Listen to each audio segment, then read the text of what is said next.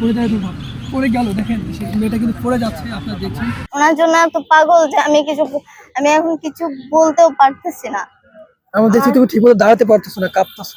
মানে আমি খাওয়া দাওয়া করি নাই, ওই জন্য আমি অনেকদিন ধরে কাঁপতেছি। আমি প্রায় এইতে অজ্ঞান হয়ে পড়ে গেছিলাম। তো আমি একজনকে ভীষণ ভালোবাসি, ওই জন্য আমি কোনো জায়গায় মানে কি আমার যেখানে মনে হচ্ছে আমি সেখানেই যাচ্ছি।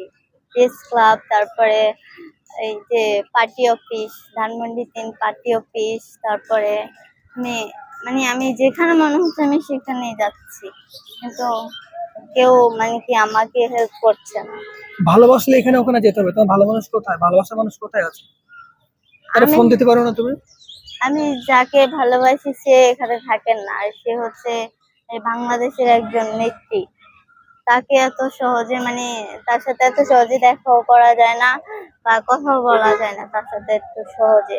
তো তো- আমি ওনাকে মন থেকে ভালোবাসি, ওই জন্য আমি ওনার জন্য পাগলের মতো মানে কি ঘুরতেছি রাস্তায় রাস্তায়। কিন্তু আমি অনেক ভিডিও করেছি আমার, কিন্তু কেউ ওটা পৌঁছাইতে পারে নাই, ওনার কাছে পৌঁছায় নাই এখনো। দেখি তুমি কাকে ভালোবাসো, তার ছবিটা আমরা দেখতে চাই। তুমি প্রধানমন্ত্রীকে ভালোবাসো? জি, আমি ওনাকে ভালোবাসি। ওনার জন্য আমার কোনো কিছু ভালো লাগে না, এই জন্য আমি রাস্তায় রাস্তায় ঘুরি। আর কি কি করো ওনার জন্য? ওনার জন্য আমি কালকে তো অজ্ঞান হয়ে পুরো এইতে পড়ে গেছিলাম, না খেয়ে অজ্ঞান অজ্ঞান হয়ে আমি কারণ বাজার করেছিলাম 1 ঘন্টা ধরে। তারপরে কে একজন আমার ব্যাগ চেক করে, তারপরে দেখে আমার আপুর নাম্বার, আরো অনেকের নাম্বার ছিল, তো ওটা আপুর নাম্বার, আপু লেখা ছিল দেখা ওটাতে কল দিচ্ছিল। কল দেওয়ার পরে আপুকে ফোন করে আনে এখানে। তো আপু আমাকে পিজি মানে কি ঢাকা হসপিটালে নিয়ে যায়। ওখানে নিয়ে যাওয়ার পর আমি আমাকে সেলাইন দিছিল। তারপর আমি আমি কিছু জানতাম না ওখানে কিভাবে গেছিলাম। তারপরে আমি দেখি আমি হসপিটাল আছি। এই যে তোমার হাতে এটা কি যে সেলাইন হ্যাঁ, দিছিল হাতে, এই জন্য কি এটা? হ্যাঁ, হ্যাঁ, হ্যাঁ।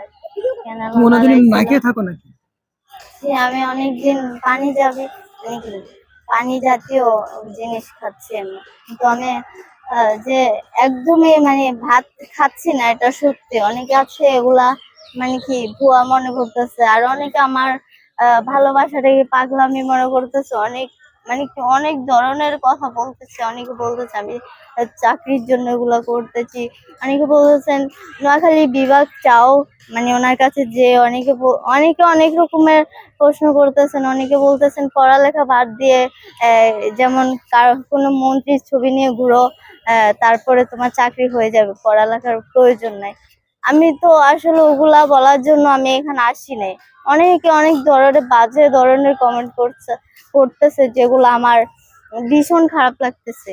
আমার মনে হচ্ছে তারা মানে কি তাদের বোন নাই, তাদের মেয়ে নাই। আমার মনে হচ্ছে এটাই। আমার আপু আমাকে এখানে মানে কি জোর করে এখানে মিথ্যে কথা বলে আমাকে এই জায়গায় নিয়ে আসতে, আর আমি আমি এই যে তুমি শেখ জানতাম না। হাসিনার দেখা করতে চাচ্ছ, তোমার বাড়ির লোককে তোমাকে বলছে যে দেখা করার জন্য, আরো উৎসাহিত করছে নাকি জি নিজে না, থেকে? তারা তারা আমাকে বলছেন তুমি এগুলা কিছুই করতে পারবে না, তুমি এগুলা বাদ দাও। তারা এটাকে আমার পাগলামি মনে করছে। আমি আমি তো সত্যিকারের ভালোবাসি, আমি বুঝতেছি মানে ভালোবাসা কত কষ্টকর, মানে ভালোবাসা কত কষ্ট। আমার মনে হচ্ছে আমি আমি জীবিত নাই, আমার মনে হচ্ছে আমি জীবিত একজন লাশ হয়ে আছি। আমি ওনার সাথে একটু দেখা করতে চাই, মানে সাক্ষাৎ করতে চাই, এটাই আমার শেষ ইচ্ছা। আপনারা প্লিজ, ভিডিও তো সবাই করতেছেন, কিন্তু ওনার কোনো মানুষের কাছে বিভিন্ন বিভিন্ন সমাবেশে দেখা যায়। আমি আসলে যেভাবে দেখতে চাচ্ছি, আর আমি ওভাবে দেখি নাই, তবে আমি যেভাবে দেখতে চাচ্ছি ওইভাবে চাই আর কি। মানে উনি আমাকে 2-3 মিনিট সময় অবশ্য দিতে পারে, কেন সম্ভব না? মাথা উনি গরম হয়ে যাবে। আমি ওনাকে ভালোবাসতে পারলে উনি কেন আমাকে ভালোবাসতে পারবেন না? ওনাকে ছোটকাল থেকে আমি ভালোবাসি, আর এখন স্বপ্ন দেখেছি, তাই ওনাকে আমি আরো বেশি ভালোবাসি। কি স্বপ্ন দেখেছো? আমি স্বপ্ন দেখেছি উনি আমাকে জিজ্ঞাসা করছেন তোমার নাম কি, তুমি কিসে পড়ো। আর কিছু? তারপর আমার এই স্বপ্নটা আমার মনে হচ্ছিল আমি বাস্তবে দেখেছিলাম। পরে ঘুম ভেঙে যায়, আমি ওনাকে জড়িয়ে ধরার সময় আমার ঘুম ভেঙে যায়। তারপর আমি আমি অনেকটাই কষ্ট পাই যে স্বপ্নেতে জড়িয়ে ধরতে পারলেও আমি এখানে আসতাম না, যে আমার স্বপ্নেতে তো জড়িয়ে ধরছি, এখানে এসে আর কি করবো। স্বপ্নে তো হোক, বাস্তবে আমি ওনাকে মানে কি যে এমন ভালোবাসি যে ওনার জন্য আমি হসপিটাল পর্যন্ত গেছি আর কি, মানে কি আমার জীবনটা দেওয়া বাকি ছিল। আমি ওনাকে এত ভালোবাসি, কিন্তু কেউ বিশ্বাস করতেছে না, আমার এটাকে ফান মনে করতেছে, নাটক মনে করতেছে। আমি আসলে এখানে নাটক করছি না। অনেকে এটাকে বাজে ধরনের কমেন্ট করতেছিল, যেটা মানে কি আমার এই বয়সে এটা সহ্য করার মতো না। অনেকে অনেক খারাপ কথা বলছিল, তা আমার মানে কি মানা সম্ভব না। আমার মনে হচ্ছে ওদের কমেন্টে মনে হচ্ছিল আমার ভালোবাসাটা একটা অপরাধ ছিল। তো আমার মনে হচ্ছে আমি অপরাধ করি নাই, কিন্তু ওদের কমেন্ট দেখে বা শুনে মানে কি বলছিল, তাদের দেখে শুনে মনে হচ্ছিল আমি এটা অপরাধ করেছি, যে একজন নেত্রীকে কেন মানে তোমার ছেলের অভাব পড়ছে নাকি বা মেয়ের অভাব পড়ছে নাকি, তুমি ওনাকেই ভালোবাসতে হবে। তো আমি ওনাকে ভালোবাসি, আমি আমি কি করে ওদেরকে বুঝাবো আমি ওনাকে ভালোবাসি। তো ওনার জন্য আমি এখানে আসতে পারবো না, আমি ওনার জন্য পাগল হয়ে গেছি। আমি খাওয়া দাওয়া, আমার খেলাধুলা কোনো কিছু ভালো লাগে না। আমি পড়াশোনাও করতে মানে কি মন চায় না। এত এত বাজে মানে কি বাজে ধরনের কমেন্ট করতেছিল, আমার এত কষ্ট হচ্ছে। তাদের জায়গায়, আমার জায়গায় তাদের মেয়ে বা তাদের সন্তান অথবা তাদের বোন থাকলে সে বুঝতে পারতো, সে এটাতে মানে কি তাকে প্রশ্রয় দিত যে তুমি এটা করতেছো, ভালো করতেছো।